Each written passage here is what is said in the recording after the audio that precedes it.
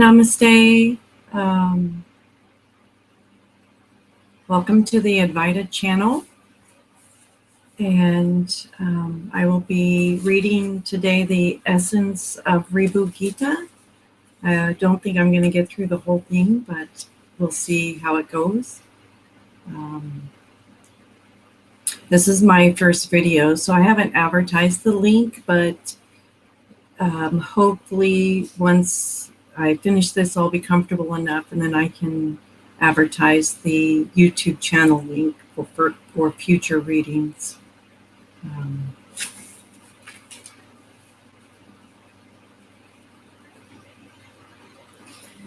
Reading has been on my heart for a while now, so I'm grateful that I'm able to sit here with you today, and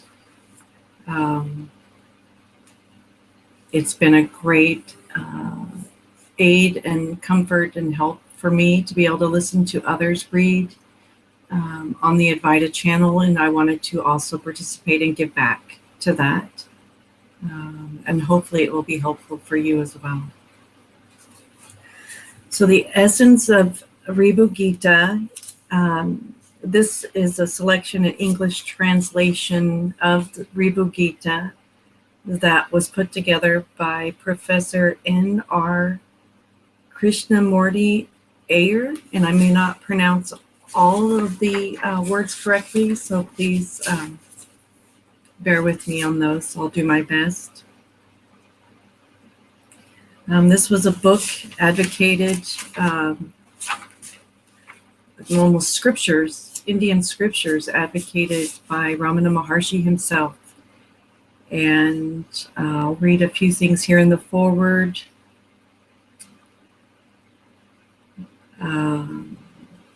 Bhagavan Ramana encouraged the translator to study the Ribhu Gita as his sadhana.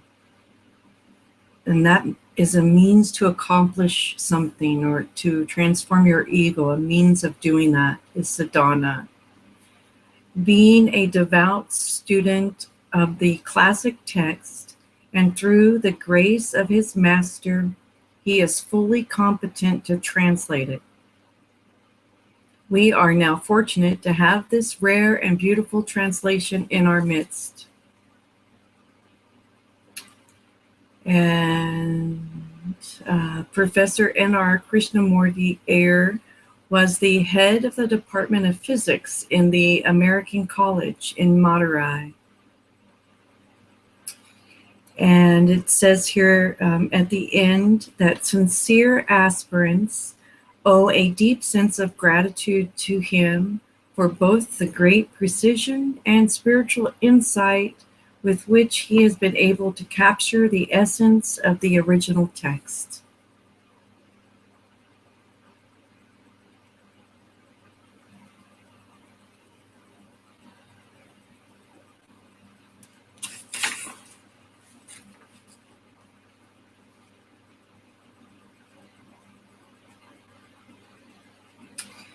The preface, I'll read some of this as well, but not all of it.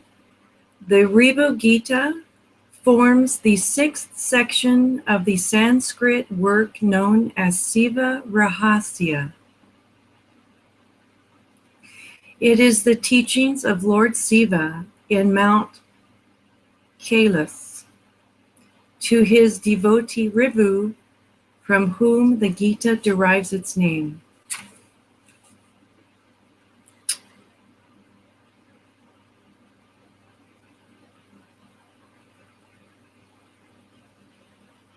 The Tamil version is a free translation of the original Sanskrit text, consisting of 1,925 or 24 verses of such scintillating brilliance that Bhagavan Sri Ramana Maharshi recommended its recital as a strong support for spiritual sadhana. He used to say that the recital itself leads to spontaneous abidance in the self. And I can say, listening to others read different versions of this, especially the Song of the Ribhu,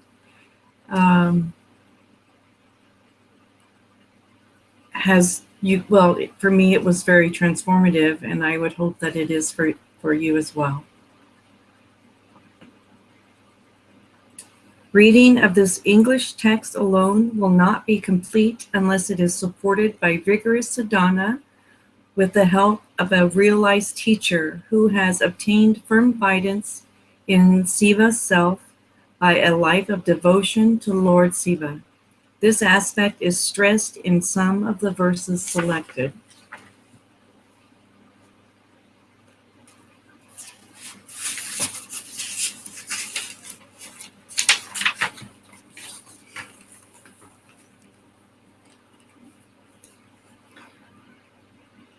And this is chapter 1. Om Namo Bhagavate Sri Ramanaya. The essence of Ribhu Gita. Benedictory verses. To Siva. Salutations to the Supreme Lord Siva, the pure awareness in the sky of consciousness in the heart. By meditation on whom Ganesha, Gua, Mother Sakti, who is the embodiment of Siva's grace, and myriads of devas, saints, and devotees have attained their cherished goals. Chapter 1, verse 1. To Nataraja. From the sky of consciousness of the heart springs forth. Let me try that again. I'll get my voice here eventually. From the sky of consciousness of the heart, from the sky of consciousness of the heart springs forth the dancer Nataraja with his blissful consort freedom, to the delectation of his devotees who are thus liberated forever. Unto that Ananda Natesa do we render our devout salutations. Chapter 1, verse 2.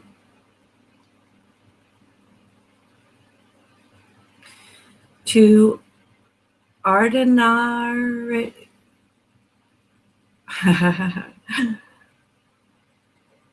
It works in my head. Ardhanariswara. Ardhanariswara.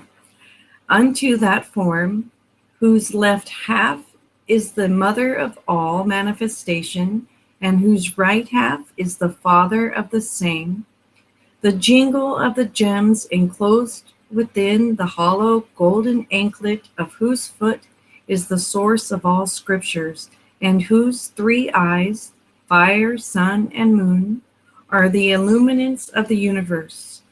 To that form be our devout salutations. May that divine form ever be our protection. Chapter 1, verse 3.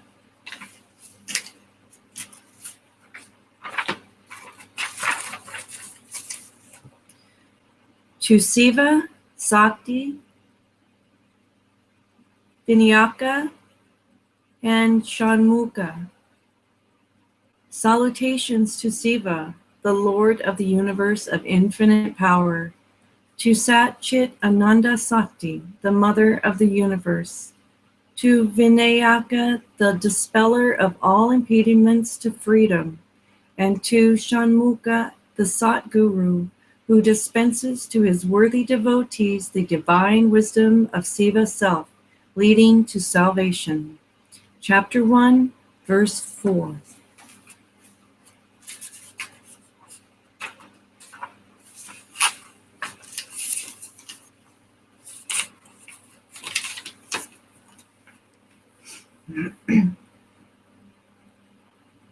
This is from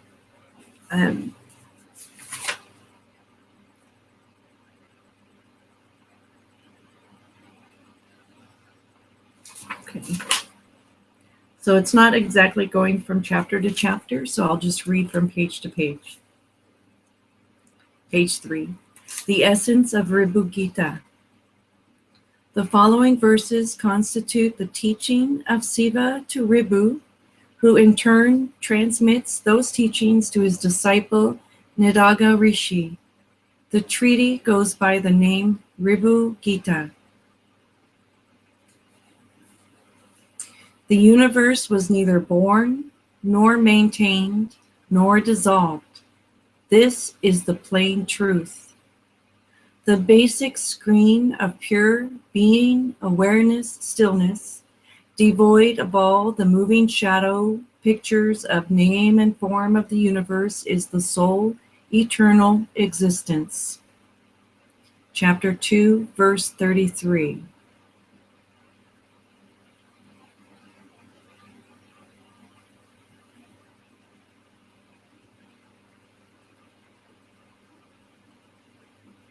I'm going to read this again.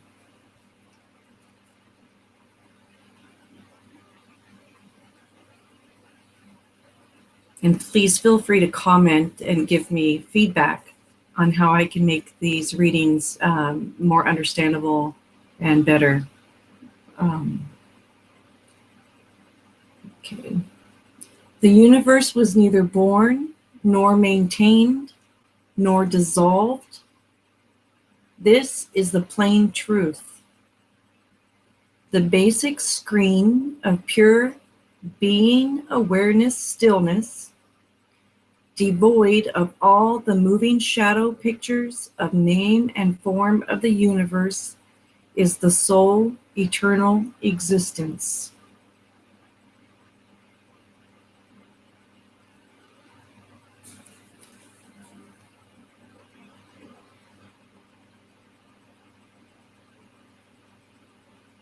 Chapter 2, verse 33.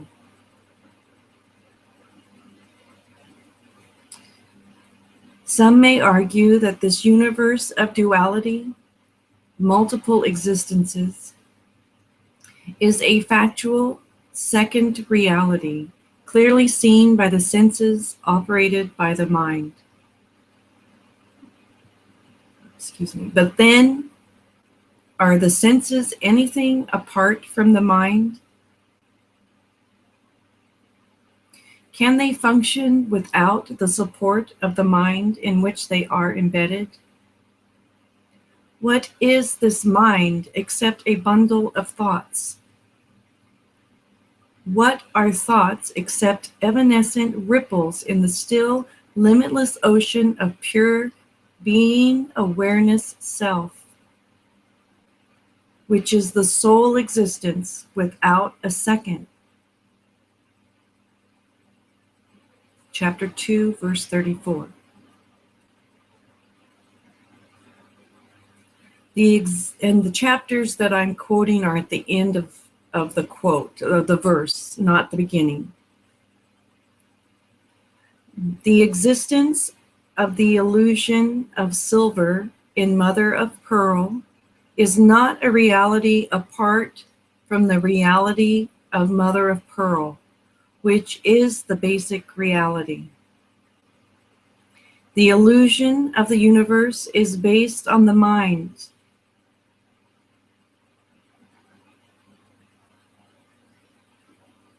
which again is an illusion based on the still awareness being self.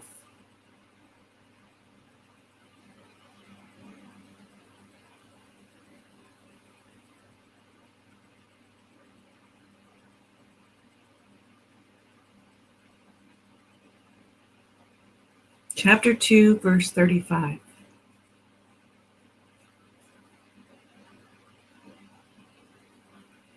In the unitary, undifferentiated, still ocean of existence, awareness, self, body, senses, mind, intellect, and jivas, which are embodied souls, are nothing but evanescent ripples not apart from that soul self.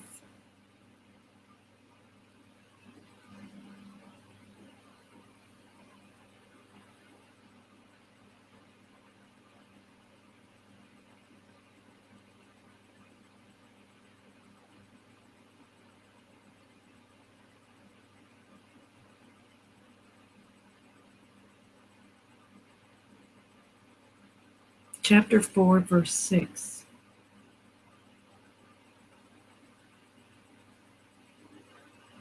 The universe of name and form, the embodied creatures and their creator, mind, desire, karma, misery, and everything other than the self are merely thought formations projected by the powers of the self on its screen, self. Chapter 5, verse 25.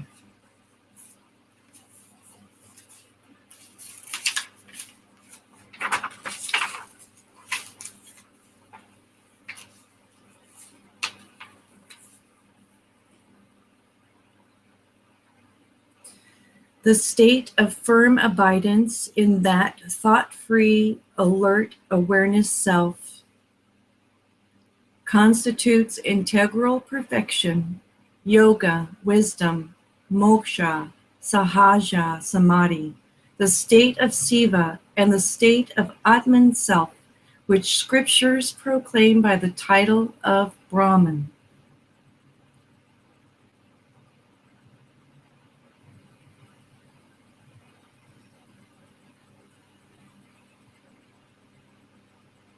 Chapter 5, verse 26.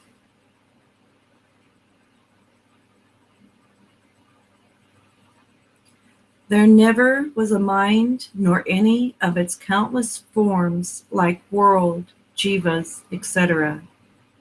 There isn't the least doubt that all these are the form of the eternally undifferentiable Supreme Brahman Self. This is the truth.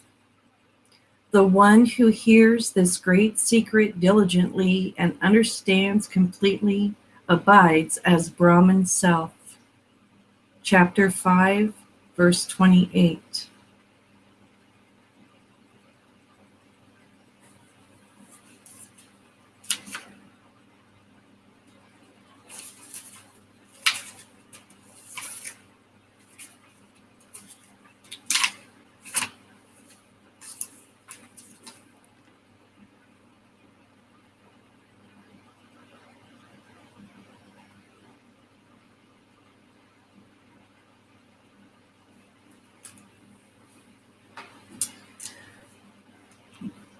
Greatness of Vidya Mukta.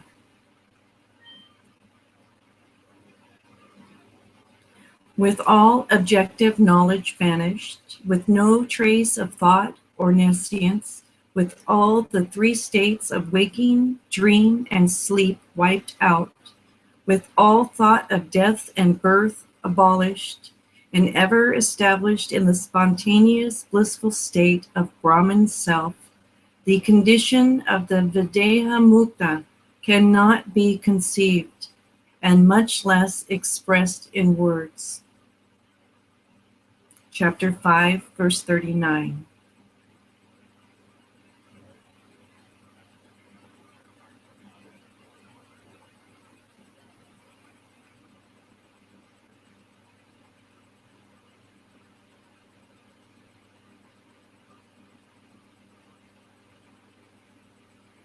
The continued repetition of I am self-Brahman constitutes the sole mantra japa leading to mukti, liberation. All other mantra japas connected with diverse gods should be firmly eschewed, as they aim at mundane objectives other than the self. All other mantra japas always entangle one inextricably in the bondage of worldly enjoyments.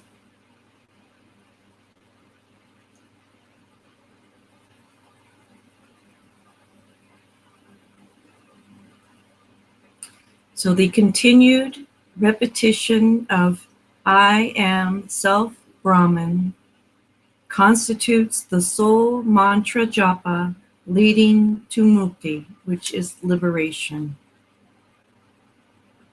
All other mantra japas connected with diverse gods should be firmly eschewed, as they aim at mundane objectives other than the self.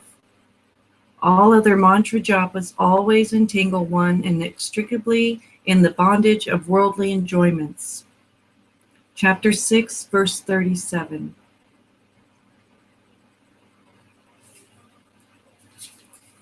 Sat Chit Ananda, Self, Siva, and his worship. On the eternal and infinite screen of Sat Chit Ananda, Self, Siva, by his own power, Sakti is projected as the moving shadow picture of the universe in manifestation, and into that again it is absorbed in dissolution.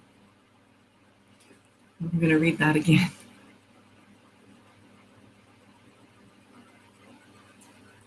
On the eternal and infinite screen of Sat Chit Ananda, Self, Siva, by his own power, Sakti is projected as the moving shadow picture of the universe in manifestation, and into that again it is absorbed in dissolution. All luminaries, like the sun, moon, fire, stars, and lightning, derive their luminosity as a gracious gift from the Sakti inherent in that screen of self-Siva only. Though bright in themselves, they can only obscure and cannot reveal the Siva screen which they cover up.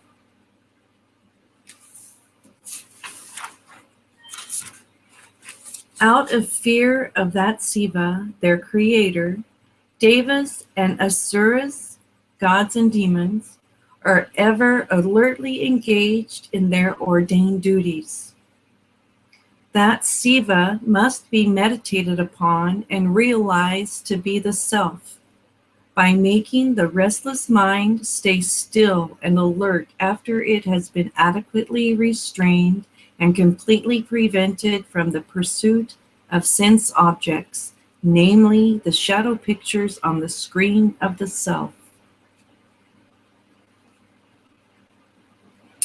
All shadow pictures removed, what remains is pure awareness, the spotlessly effulgent screen.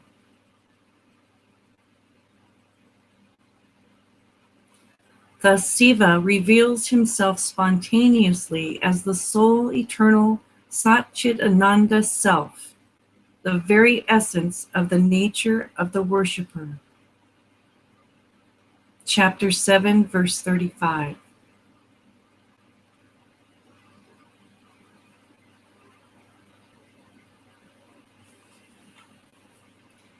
The Jivan Mukta.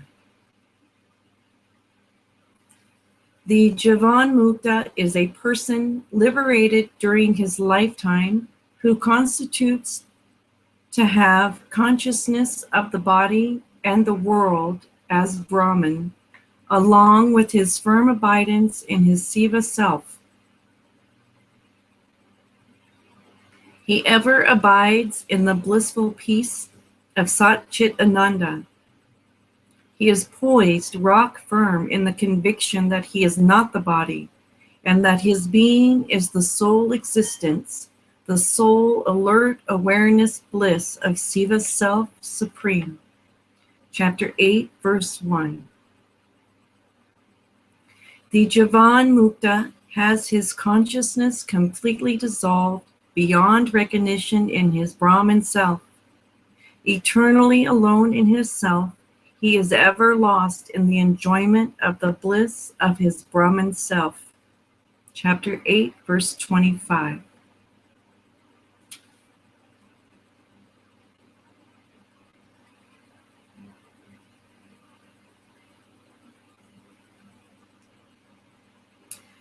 The Videha Mukta, which it says here that the term literally means the disembodied, liberated person. That is Videha Mukta. The Videha Mukta is free from the least trace of thought.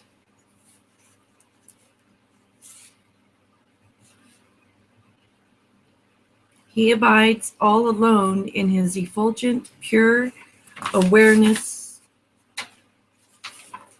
self.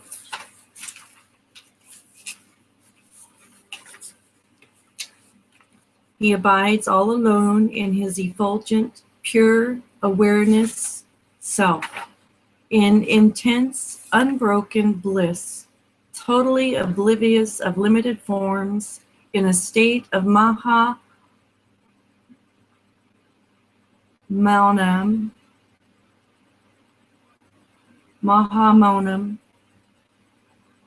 stillness of body, speech, and mind. Mahamonam. Chapter 9, verse 1. He is the pure embodiment of Sat Chit Ananda, all pervasive as ether, infinite as the sky, all alert with awareness, spontaneously abiding as the perfect Brahman self in a state of still, unbroken, peaceful bliss. Chapter 9, verse 15. There is not an atom apart from the self, which is the integral, undifferentiated perfection of whole being. Soul, world, and creator are inseparable from the self.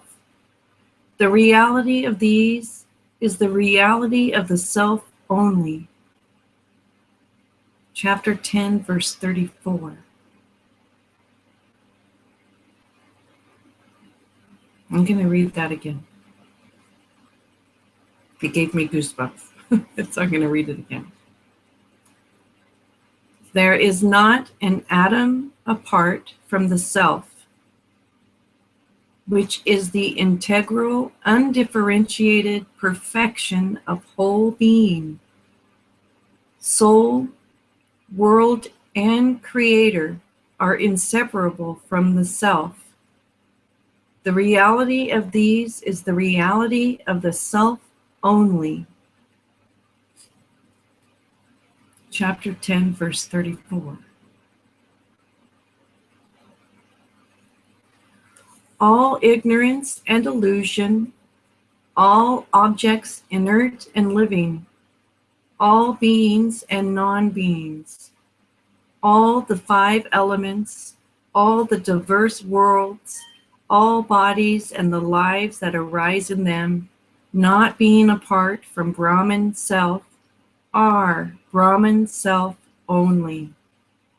Existence alone is, for even non-existence acquires meaning only in existence. Simply put, everything exists always as Brahman self only. Chapter 12, verse 2.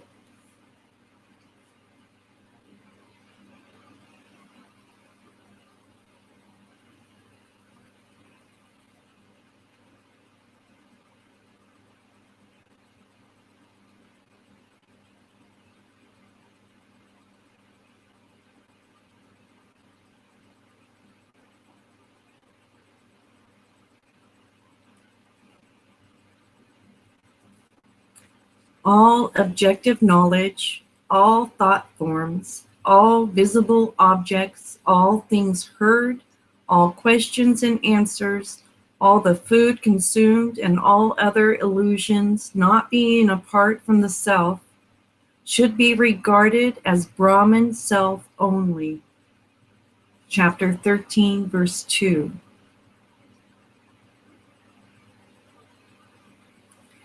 Therefore, one should practice the habit of regarding everything as Brahman self only, until all thought of things other than the self is lost. This condition once achieved, one should not give room for any thought and should ever abide in Mahamonam, peace of total stillness. chapter 14, verse 38. Anything seen as other than Brahman's self is bound to cause fear and trouble. Therefore, it behooves one to stick to the single attitude that everything sensed is Brahman's self alone. In due course, even this one thought must be given up in order to abide firmly in the free, undisturbed, blissful state of the soul Brahman self. Chapter 15, verse 5. I'm going to read that again, and I think I'm going to end on that one. It just feels like a good place and a good verse to end on. Anything seen as other than Brahman's self is bound to cause fear and trouble. Therefore, it behooves one to stick to the single attitude that everything sensed is Brahman self alone. In due course, even this one thought must be given up in order to abide firmly in the free, undisturbed, blissful state of the soul Brahman self. Chapter 15, verse 5. We'll mark that place.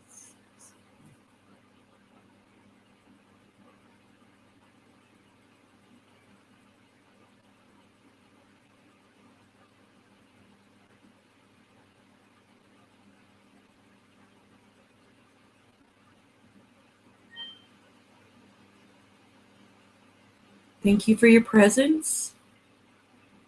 And I'd like to say